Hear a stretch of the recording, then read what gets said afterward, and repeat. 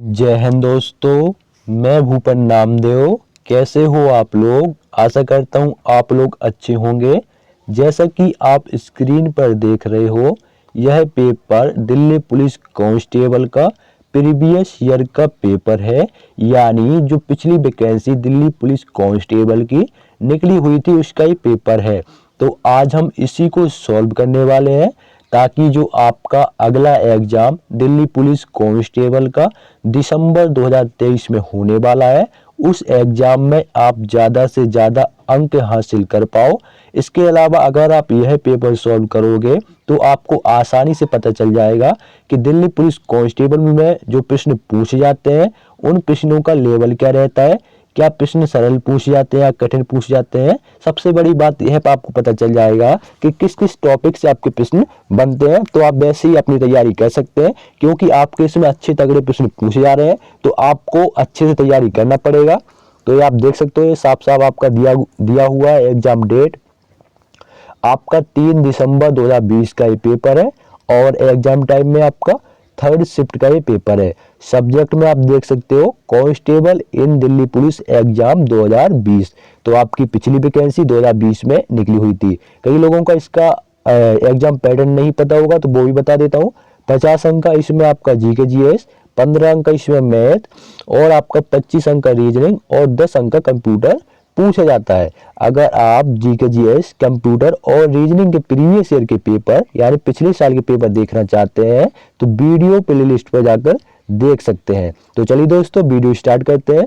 Video को आप full screen पर कर लीजिए ताकि आपको साफ साफ नजर आ पाए, और किस स्टेट से, किस राज्य से आप मेरे वीडियो को देख रहे हो उस राज्य का नाम जरूर लिखिएगा। तो पहला प्रश्न है आपका, राष्ट्रमंडल खेल 2018 में स्वर्ण पदक यानी गोल्ड मेडल प्राप्त करने वाला पहला भारतीय भाला फेंक खिलाड़ी निम्नलिखित में से कौन था? तो सभी लोग जानते हैं कौन था, वो है भाई नीरज चोपड़ा। सभी लोग जानते हैं, ठीक है ना। भाला फेंक में कौन है भाई? नीरज चोपड़ा, जिन्होंने गोल्ड मेडल जीता है और अभी वर्तमान में 2023 में भी इन्होंने गोल्ड मेडल ही जीता है। तो ऑप्शन 4 नीरज चोपड़ा, जो कि आपके हरियाणा के रहने वाले हैं, ठीक है। अगला प्रश्न देखेंगे।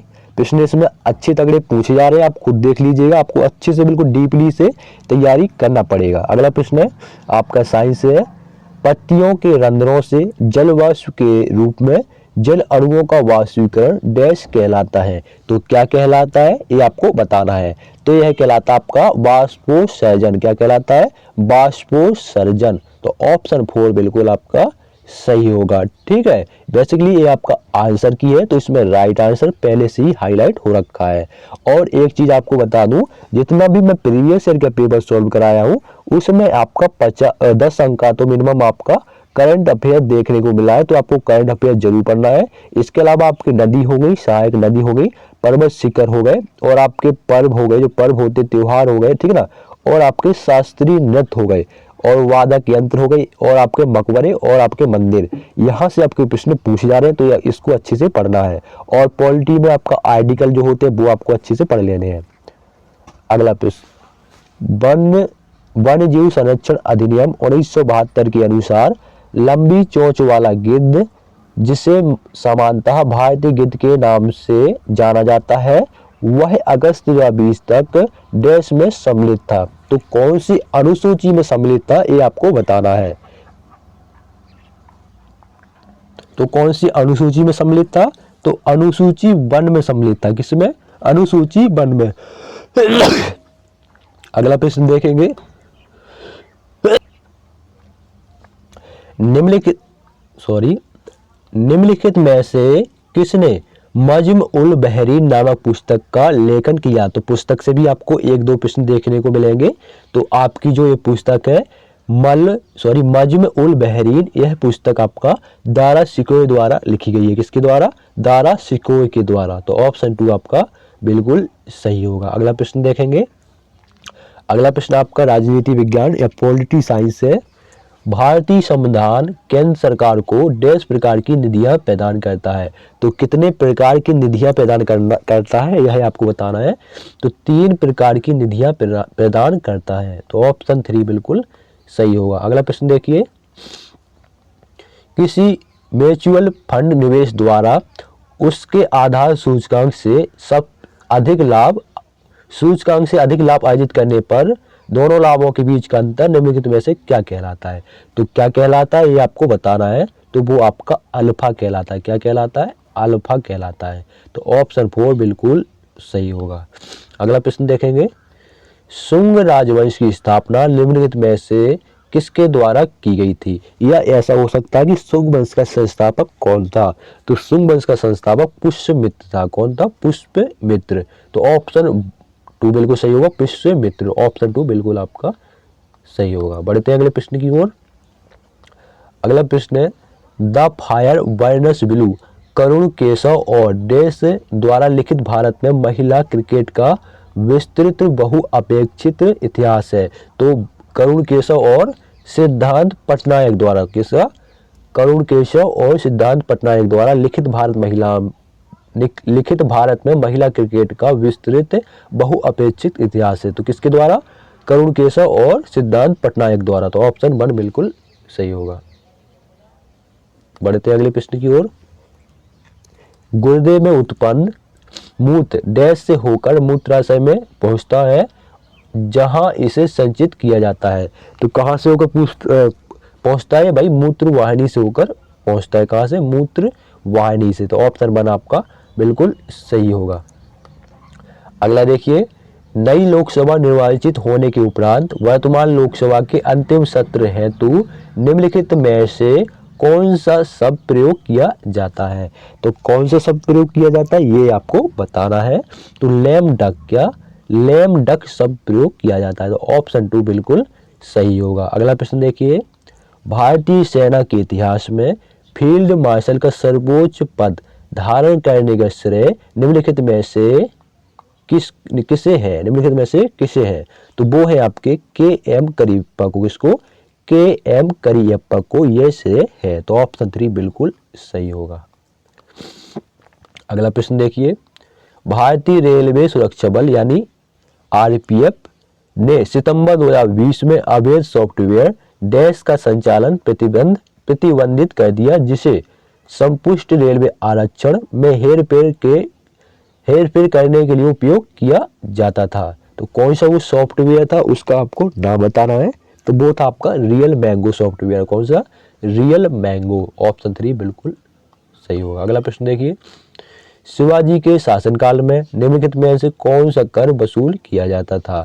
तो जब शिवाजी का शासनकाल था, उनके शासनकाल में सरदेशमुखी, कौन सा? सरदेशमुखी और चौथकर भी वसूल किया जाता था। ठीक है, तो ऑप्शन 2 बिल्कुल सही होगा। इसी को शायद चौथकर बोलते हैं, सरदेशमुखी को। तो ऑप्शन 2 बिल्कुल सही होगा। अगला देखिए, हिंदुस्तानी शास्त्रीय संगीत की किसी रचना में डैश रचना के द्वितीय भाग को निर्दिष्ट करता है? तो कौन करता है? अंतरा। क्या? अंतरा रचना के द्वितीय भाग को निर्दिष्ट करता है। तो ऑप्शन 4 अंतरा। अगला प्रश्न देखिए, निम्नलिखित में से किसने 1858 में झांसी के किले की घेराबंदी की थी? तो किसने की थी? तो वो है आपका सर होज रोज। किसने? सर होज रोज ने की थी। होज रोज ने। ठीक है, तो ऑप्शन 1 बिल्कुल आपका सही होगा। आपने खुद सीरियल में देखा होगा, जो आपका हाथ में वो नाखूनों वाला वो पहने रहता है दस्ताना, तो उसी ने घेराबंदी की थी किले की। अगला प्रश्न देखिए, मध्यकालीन भारत में ब्रह्मादेश शब्द का प्रयोग डैश हेतु किया जाता था? तो जो ब्रह्मादेश शब्द है इसका प्रयोग किसके लिए किया जाता था? भूमि के उपहार के लिए। किसके लिए? भूमि के उपहार के लिए। ऑप्शन 1 बिल्कुल सही होगा। अगला प्रश्न, महासागरों के अध्ययन से जुड़ा संगठन the international union for conservation of nature and mission blue द्वारा अंडमान निकोबार एवं लक्षद्वीप समूह को डैश का नाम दिया गया है? तो किसका नाम दिया गया है ये आपको बताना है। तो हॉप स्पोर्ट्स का नाम दिया। किसका? हॉप स्पोर्ट्स का नाम दिया गया है। तो ऑप्शन 3 बिल्कुल सही होगा। अगला प्रश्न देखिए, मदिकेरी पर्वतीय स्थल निम्नलिखित में से किस राज्य में स्थित है? तो जो आपका मदिकेरी पर्वतीय स्थल है ये आपका कर्नाटक में स्थित है। कहाँ पर? कर्नाटक में। ऑप्शन 3 बिल्कुल सही होगा। अगला प्रश्न देखिए, फरवरी 2020 की स्थिति के अनुसार अंतर्राष्ट्रीय हॉकी फेडरेशन की रैंक में भारतीय महिला हॉकी टीम का स्थान कौन सा है? कौन सा है? वो है आपका 9वां स्थान। ऑप्शन 3 बिल्कुल सही होगा। अगला देखिए, हिंदू विधवा पुनर्विवाह अधिनियम निम्नलिखित में से किस वर्ष में पारित किया गया था? तो किस वर्ष पारित किया गया था? मान के चलिए कोई विधवा है, अगर वो दोबारा से शादी करना चाहते हैं तो उसी को विधवा पुनर्विवाह बोलते हैं। तो वो 1856 में, कब? 1856 में पारित किया गया था। ठीक है, ऑप्शन 2 बिल्कुल सही होगा। अगला देखिए, मंडूक शब्दम निम्नलिखित में से किस नृत्य शैली का एक मूल तत्व है? तो जो आपका मंडूक शब्दम है ये आपका कुचिपुड़ी, कौन सी? कुचिपुड़ी शास्त्रीय नृत्य शैली का ये मूल तत्व है। ठीक ना, अगर पूछा जाए कुचिपुड़ी किस राज्य का शास्त्रीय नृत्य, तो ये आंध्र प्रदेश का है, मोहिनीअट्टम केरला का है, उड़ीसी उड़ीसा का है, सत्रिय असम का है। अगला देखिए, भारत के प्रसिद्ध स्मारकों के संदर्भ में निम्नलिखित में से कौन सा युग्म सही है? कौन सा युग्म सही है ये आपको बताना है। तो ऑप्शन 3 श्री हरमंदिर साहिब, जो कि आपका पंजाब में स्थित है, ये बिल्कुल सही है।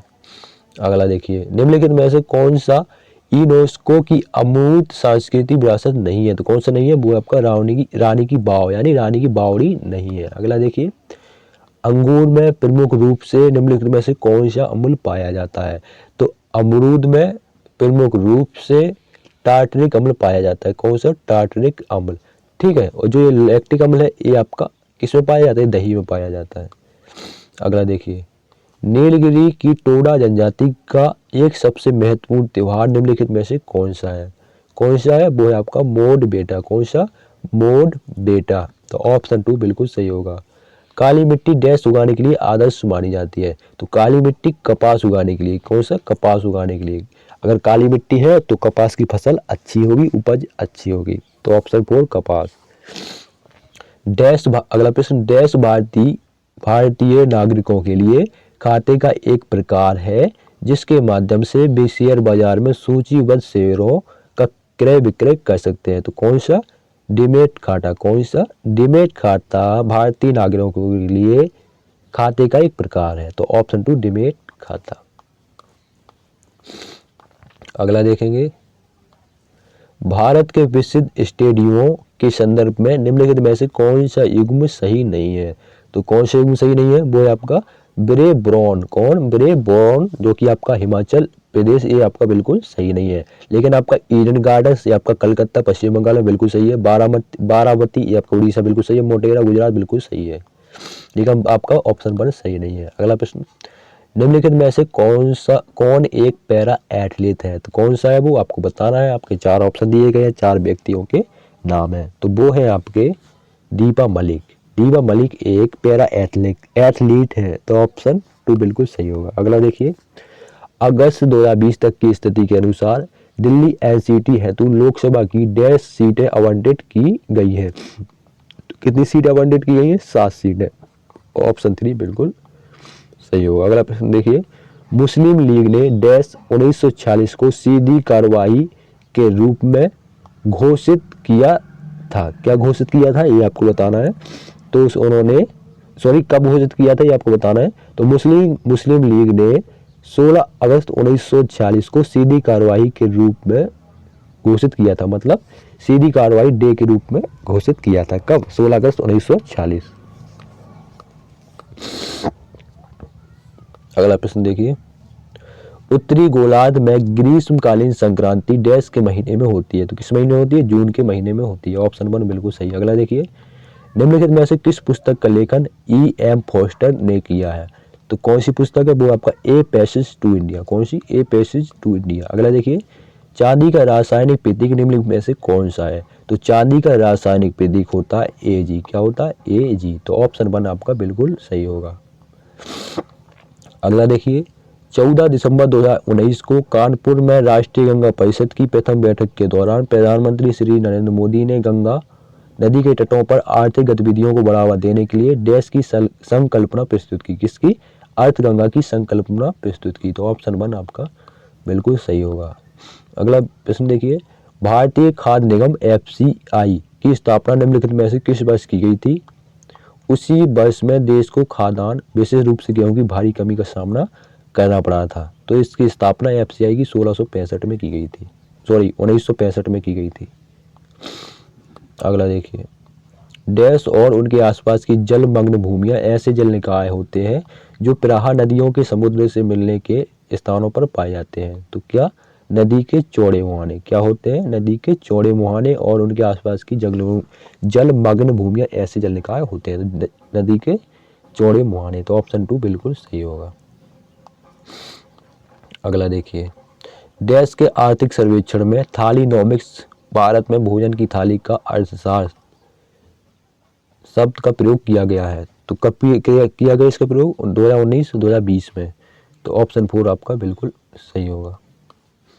अगला देखिए, अढ़ाई दिन का झोपड़ा डैश में स्थित एक पुरानी मस्जिद है। तो जो अढ़ाई दिन का झोपड़ा है आपका अजमेर में स्थित है। कहाँ पर? अजमेर में। तो ऑप्शन 3 आपका बिल्कुल सही होगा। अगला प्रश्न देखिए, निम्नलिखित में से कौन सा हड़प्पा काली स्थल गुजरात में स्थित नहीं है? तो कौन सा नहीं है? वो है आपका अमरी नहीं है। ठीक है, कौन सा नहीं है? अमरी नहीं है। तो ऑप्शन 3 बिल्कुल सही होगा। बाकी आपका धौलावीरा, रंगपुर और लोथल ये सब आपका गुजरात में स्थित है। अगला देखिए, पारसेक निम्नलिखित में से किसका मात्रक है? तो जो पारसेक है वो लंबाई का मात्रक है। किसका? लंबाई का। ऑप्शन 1 बिल्कुल सही। अगला देखिए, नोबेल पुरस्कारों के संदर्भ में निम्नलिखित में से कौन सा युग्म सही नहीं है? तो आपका ऑप्शन 3 चंद्रशेखर वेंकटरमन, इनको आपका चिकित्सा के क्षेत्र में नोबेल पुरस्कार नहीं दिया गया। तो ऑप्शन 3 बिल्कुल सही। अगला देखिए, सितंबर 2020 में डैश द्वारा पंच सितारा ग्राम योजना प्रारंभ की गई थी। तो किसके द्वारा?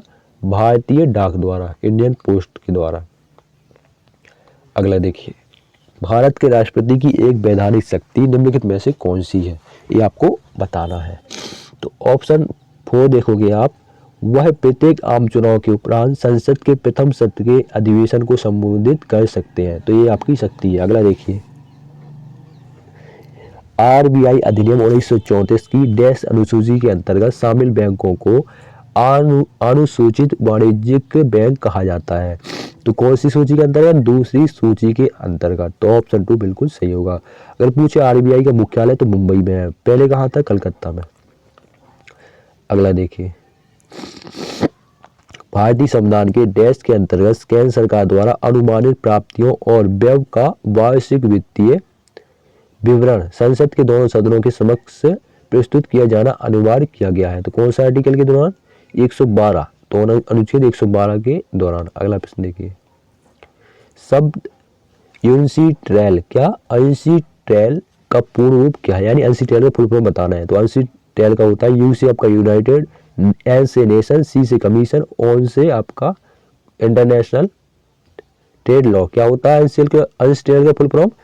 United nation commission on international law. तो ऑप्शन 4 बिल्कुल सही। अगला देखिए, बंगाल के गवर्नर जनरल को निम्नलिखित में से किस अधिनियम द्वारा भारत का गवर्नर जनरल बनाया गया था? कौन सा अधिनियम था? वो था चार्टर अधिनियम 1833। कौन सा? चार्टर अधिनियम 1833। तो ऑप्शन 4 बिल्कुल सही होगा। अगला प्रश्न देखिए, निम्नलिखित में से किस आर्थिक घटना व्रत के अंतर्गत दोनों पक्षों में से प्रत्येक के पास वह वस्तुएं होती हैं जिनकी दूसरे पक्ष को आवश्यकता होती है, अतएव वे बिना किसी मौद्रिक माध्यम के उन वस्तुओं का परस्पर आदान प्रदान कर लेते हैं? तो क्या? आवश्यकताओं का द्विसंपात। क्या? आवश्यकताओं का द्विसंपात। अगला और आखिरी प्रश्न, क्योंकि दिल्ली पुलिस कांस्टेबल में आपका 50 अंक का जीके जीएस पूछा जाता है। निम्नलिखित में से कौन सी पर्वत श्रृंखला दक्षिण अमेरिका में स्थित है? तो कौन सी पर्वत श्रृंखला है? वो आपकी एंडीज। कौन सी? एंडीज। तो ऑप्शन 3 आपका बिल्कुल सही होगा, एंडीज। तो ये थे आपके दिल्ली पुलिस कांस्टेबल में पूछे गए आपके 50 प्रश्न। आपको वीडियो कैसा लगा कमेंट बॉक्स में जरूर बताएं। वीडियो अच्छा लगा हो तो लाइक करें, शेयर करें, चैनल को सब्सक्राइब भी कर सकते हैं। इसके अलावा अपने दोस्तों तक भेजें। आपको समझ में आसानी से आ गया होगा कि भाई यहाँ से आपके प्रश्न पूछ जा रहे हैं, तो वैसे आप तैयारी कर सकते हैं। तो वीडियो को लाइक जरूर करना है, कुछ डाउट हो तो जरूर पूछ लेना। मिलते किसी नेक्स्ट वीडियो में, तब तक के लिए जय हिंद, जय भारत।